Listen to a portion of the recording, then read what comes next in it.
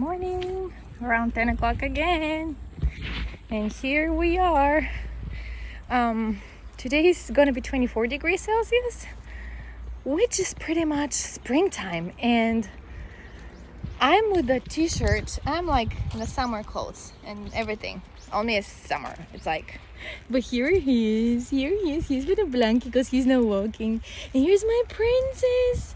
She's not in the car seat basket anymore. Yeah, princess, and mommy wash your face. Oh, sweet pearl. She's kind of like, what's this? I'm not used to this. So she couldn't really reach down there yet, but yeah, I think it's gonna start raining soon. So I don't know how much time I'm gonna have outside. It was saying that it might rain, but anyways, we're gonna have probably a short walk. Therefore, a short message. I was thinking today actually a lot. Well, last night I made a list of things about power of words, and some of the things I put down was of course I don't really use scripts to make those videos and stuff, but I was thinking a lot about words and their effect on people and in general, nature, animals, everything.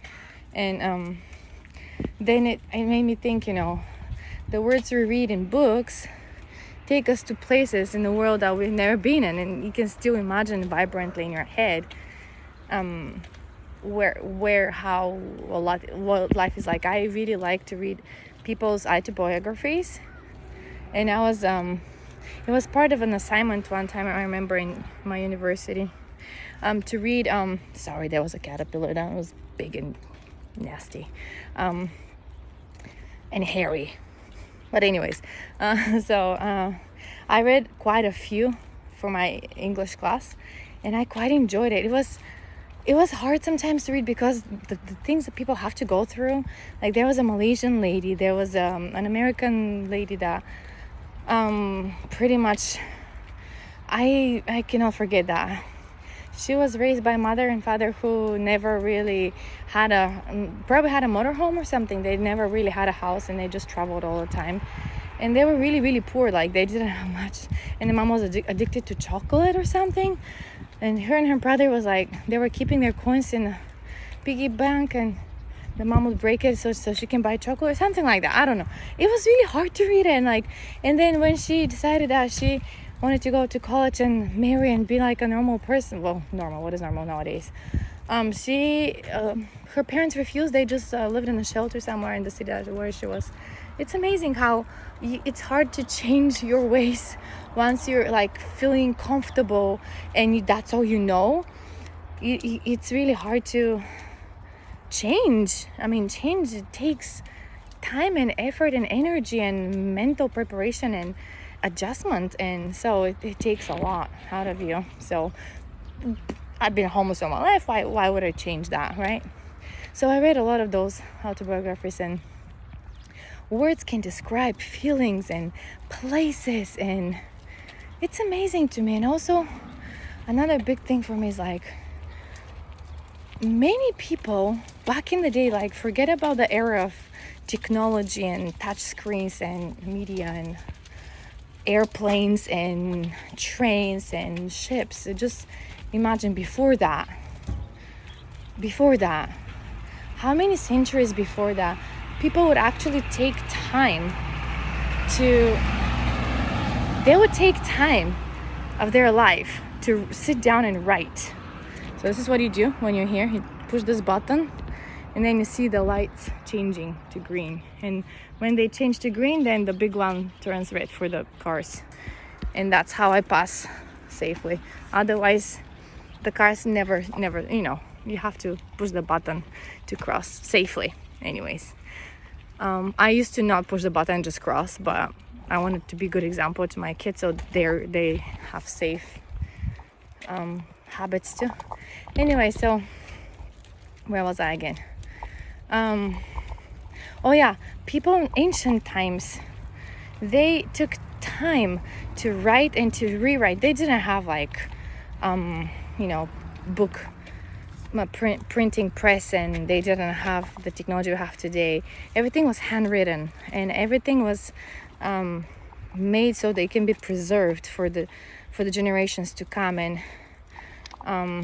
passed along from a father to a son and so forth. And not everybody was knowledgeable of writing and reading. So I mean, in the ancient Greek times, not many people, Greece is just next door to Bulgaria anyways, but I've never been to Greece. I want to go and just have the taste of this history that is all around us. I don't even know how. I've never tracked my genealogy down to where actually I'm from. I know my maiden last name in English means fisherman, but it's actually not a Bulgarian word. It's the root is Turkish, because we've been under Turkish oppression for 5 centuries, and they wanted to convert everybody to Muslim instead of being Christian. And I'm not gonna go political again, but it's part of our history, and they killed a lot of people who refused to become Muslim. So I have respect for all people in our religions, because as long as you live your religion, you're a good person to me, because you exercise your faith, and not just on Sundays, like you're like church on Sunday and that's it, or Saturday for some people, I don't know. But when you exercise your religion, it becomes part of who you are, and you read those words of ancient people who took their time so they can pass it along, so you can have it in your hands. Like when we read the Bible, think about it. It was there were lots of stuff that was taken away from it, and there were things that are added. And nowadays I find out there were lots of different versions. And funny story, one of my professors in my hospitality and tourism classes, he started every class with really cute funny comic, like on the projector thingy. It was really fun to watch, and it was always related to the topic of the lesson. So I was like, how do you find those things? It's really cool. But one time he found a scripture from the Bible, I believe from the New Testament, and as I know it, because I read the King James version, which probably the most correct, or not that changed throughout the centuries, I don't know, but that was some kind of they changed the words into like modern language, like for us, like manager and like things like that. So how he read the sentence, the verse was really like, I get it. Back in the day, didn't have like managers of hotels, and they didn't have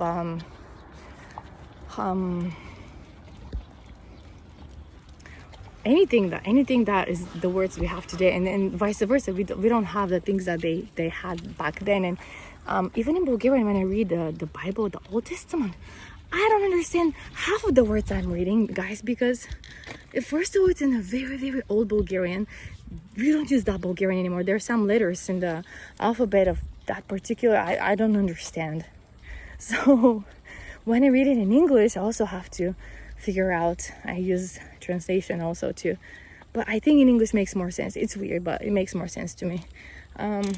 But anyway, so words are passed along, and surely it has power and it has influence in people's lives. That books, not just the scriptures, but any kind of books. Like, how do we know about William Shakespeare's plays and the sonatas, and how do we know those beautiful symphonies that musicians wrote down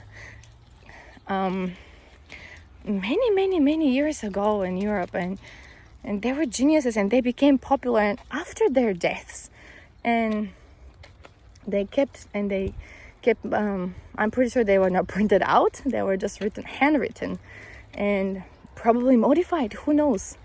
But words are important. And we read newspapers and magazines and things on social media. We scroll down with our finger. We watch videos with things said, like those motivational speakers. They try to boost your energy when you feel down, so you can focus on projects or self-esteem or things that can help you be the better part of you, who you are and who you want to be. And I think, on the other side, there are words that degrading people and calling people names and putting labels on people and makes racist comments or sexist comments or anything like that creates conflict and riots and blames and things like that. That's destructive, right? But it has power too. The words have power, and depending on how you take them and how you want to react on them and what you've been rooted with growing up, it's very important too. So I always tell my boys, just please use nice and kind words. But the boys, they are, and it's good that I don't know, they use words, sometimes they translate for me in English what it means, and I'm like, okay guys, it doesn't sound good to me, please don't use it. I'm sure they do between each other and at school, but ultimately we try to use kind and nice words, and my preteen is getting it. He's getting it. He's good. Sometimes when he loses his school, he could use the words they're not supposed to, but anyways, we're trying our best, right, every day. And I was thinking also, words are influential and in a way that like, for example, the lyrics of a song, sorry, it's shaking because it's uphill now. The lyrics of a song can touch the very, very most tenderest strings of your heart and your soul, and you can get goosebumps just listening to that particular melody, that particular moment, with the particular thoughts you had in your head and feelings you had. It's just amazing. It's amazing. Songs can boost you up. Songs can make you feel melancholic. Songs or music, classical music, those are, when I play classical music to my babies, she's so cute. She's sleeping. She's so cute. This little guy, he's looking around. Songs and music. When I play classical music to the babies, they just get calm. And when I play for them the primary songs, the church primary songs in the morning, and like when they hear "I'm a Child of God" song, they just love it and they just start playing. They know it's playtime for them after breakfast. It's time for mommy to start tidying up around and do the chores in the morning and clean up the table. That alone takes a lot of time, and the laundry, and put their laundry in, and it just takes a lot of time.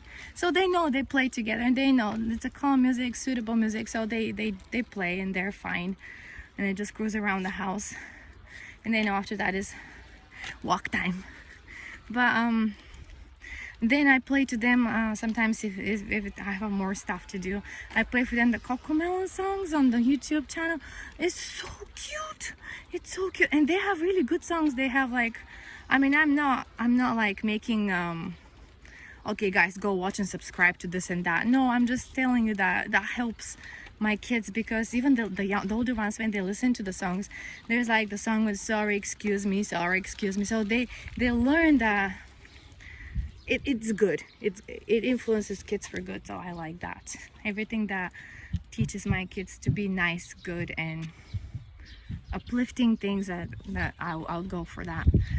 And of course Avengers. Yeah, I cannot live without them. And Star Wars. That's mommy. Mommy likes Star Wars. And the story behind it is just again, words, the messages that they send, and the way they make you feel. Hello little guy, I love you. You can sleep now, it's okay, mommy's talking. And then I was thinking about the value of time. How do you use your time? And I read an article, was it a blog recently, about time. What are the 10 things that steal your time? And it was quite insightful. It was really interesting to read it. And of course, it's the thing that I'm holding right now in my hands.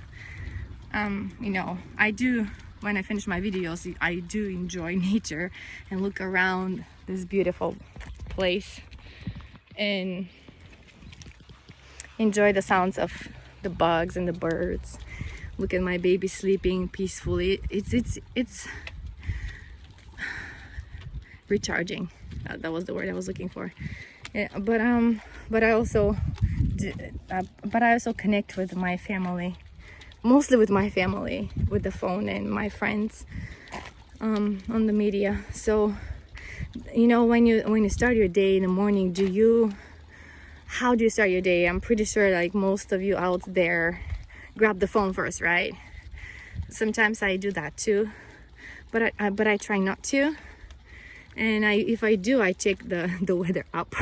What's gonna be the weather, so I can plan my day ahead of me and see what's gonna be the situation with the laundry and walks with the babies, and if I have to stay indoors or I could go out, if I need to take the fridge for groceries.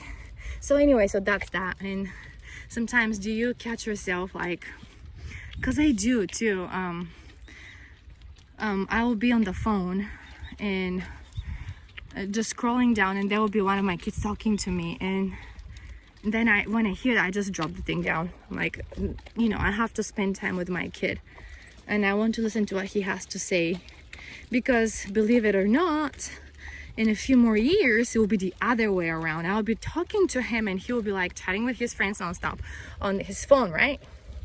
So when they talk to me, I want them to have my undivided attention. Just talk to me and I'll listen. And if they want to go to play in house of friend and they ask me, I look them in the eyes and I just tell them, okay, be careful.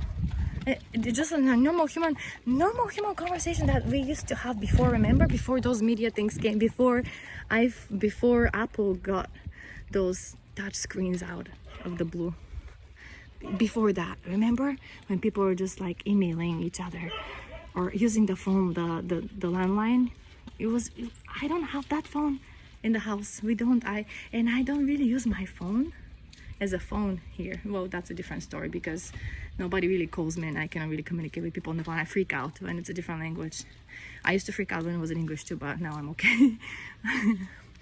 But I don't use my phone as a phone. Only if the Bulgarian embassy calls me, because, you know, have to do translation work for the babies too, register them in Bulgaria too. So that's that. Sometimes the nursery school teachers, because I used to teach their English once a month. I don't now because my husband does it because the babies. But sometimes they would call me, they would like da, da, da, da, da, in Japanese, and I was like, okay, yeah, sure, here's my husband, talk to him, or I just refer them to him. It's just funny. It's cute in a way too, but when you don't understand the words, you can't do much about it. Is it raining? Is it sprinkling? If it's sprinkling, yeah, it's sprinkling. You guys, I have to turn around. I don't want my babies to get wet. No way. But they're asleep, so I'm just gonna keep them under the shade and still keep them outside because I don't want to move them. They're so cute when they're asleep. But when it's raining, gotta go. I think it's just above me, the cloud, but that's okay.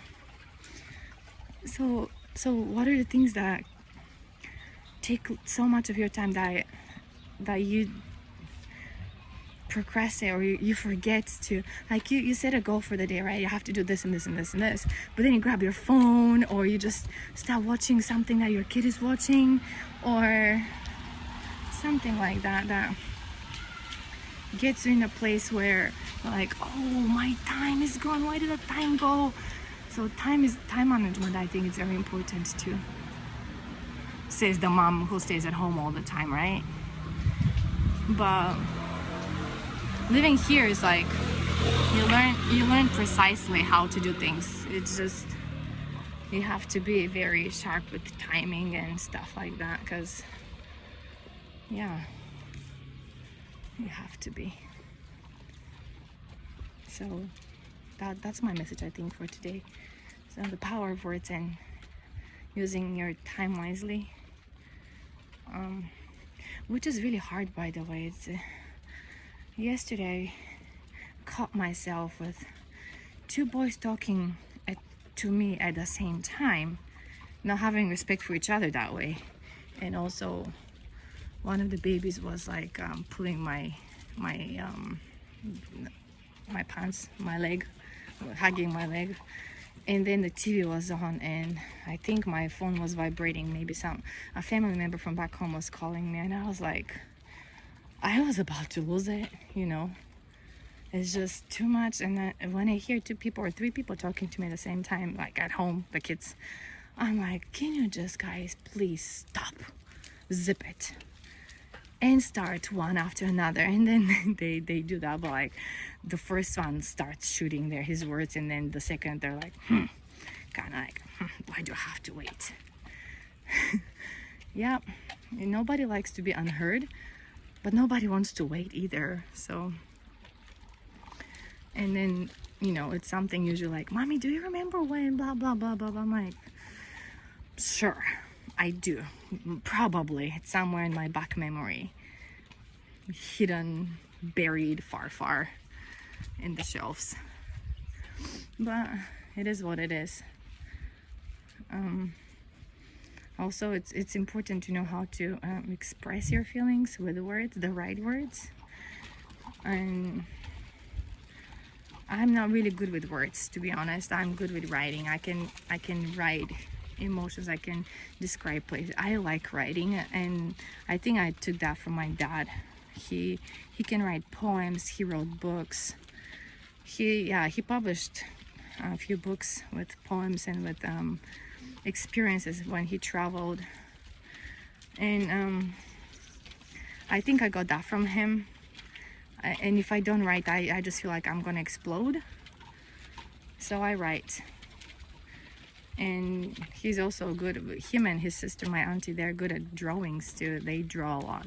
She is really good at drawing. Like, she would make her own models of dresses, and I was like, man, you're a really good designer. Like, you just have to have somebody to put that into practice and just put it into fabric, you know. It's just really beautiful. And my grandma used to show me those, and I was like, wow. And I think sharing your talent is really great with others. It benefits everybody. But yeah, drawing, writing, like those which part of the brain is that? The left one? Yeah, the more like arts, and not like the science kind of people. I don't like math. Ever since I was little, I just know. From first grade, I hated math. I remember I liked those with the numbers, but like when it's with words, oh gosh, I hated it. Math is not my thing. My teacher knew it, I knew it, my parents knew it, everybody knew it. But yep, remember when you were little, those problems with one train starts from A, the other train starts from B, this guy's with that much speed, the other one's with that much speed, and where and what time it will be like when they meet up. No idea. You know, I was like clueless.